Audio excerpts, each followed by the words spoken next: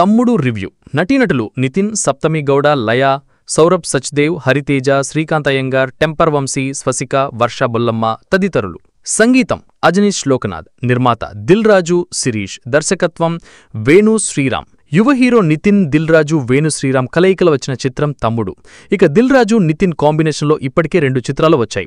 దిల్ వంటి block buster తర్వాత వీరి కాంబినేషన్లో వచ్చిన శ్రీనివాస కళ్యాణం ఆశించిన స్థాయిలో ఆడలేదు.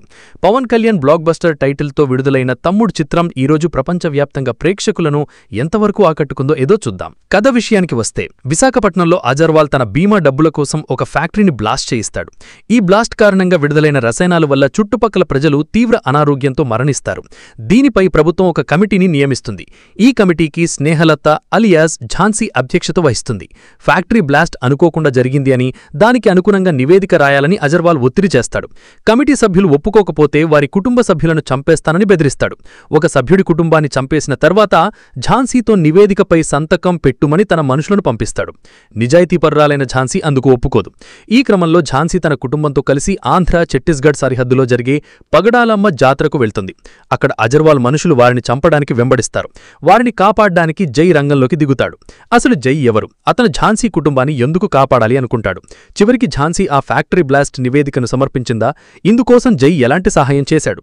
ఝాన్సీ అలియాస్ స్నేహలతకు జైకి ఉన్న ఆశలు సంబంధమేమిటి? ఇదే తమ్ముడు సినిమా కథ. దర్శకుడు వేణు శ్రీరామ్ అక్కా తమ్ముళ్ల సెంటిమెంట్ కథను ఎంచుకోవడమే కాకుండా తమ్ముడు టైటిల్కి పూర్తి న్యాయం చేశారు.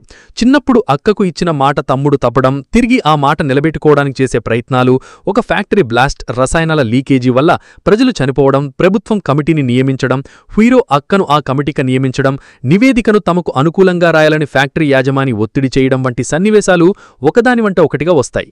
సినిమా స్క్రీన్ప్లే ఎక్కువగా అడవి నేపథ్యంలో సాగుతుంది. అందమైన లొకేషన్స్లో చూపించిన ఎమోషన్స్ కొరవడ్డాయి. చివరి వరకు అక్కకు తన తమ్ముడు ఎవరో తెలియకపోవడం ఒక ట్విస్ట్. అంతేకాదు సినిమాలో లాజిక్ లేని సీన్స్కు కొద ఉండదు. ఇక వీటికి తోడు మధ్యలో విలన్లకు హీరోకి మధ్య పోరాట సన్నివేశాలు రొటీన్గా అనిపిస్తాయి. ఆంధ్ర, ఛత్తీస్గఢ్ సరిహద్దులోని గ్రామంలో హీరో అక్క కుటుంబాన్ని చంపిన వారికి ₹1 నజరానా ప్రకటించడం, వారంతా మూకుంబడిగా వారిపై దాడి చేయడం వంటివి మాస్ ప్రేక్షకులను ఆకట్టుకోవడానికి పెట్టినట్టు అనిపిస్తుంది. అయితే పెద్దగా అది ఆకట్టుకోదు. శత్రువుల మధ్య నిండు చూలాలు, బిడ్డను కనడం వంటి సన్నివేశాలు సెంటిమెంట్ ఎమోషన్ కోసం ఇరికించినట్టుగా అనిపిస్తాయి. ఫ్యాక్టరీ యాజమాని ప్రభుత్వాన్ని తన గుప్పిట్లో పెట్టుకోవడం వంటి లాజిక్ లేని అంశాలు ఉన్నాయి. దిల్ రాజు నిర్మాణ విలువలు బాగున్నాయి. ప్రతి పైసా తెరపై కనిపిస్తుంది. అజనీష్ లోకనాథ్ నేపథ్య సంగీతం ఆకట్టుకుంది. ఎడిటర్ ప్రవీణ్ పూడి ఫస్ట్ హాఫ్ను మరింత ట్రిమ్ చేసి ఉండాల్సింది. నితిన్ జై పాత్రలో తనదైన నటనతో ఆకట్టుకున్నాడు.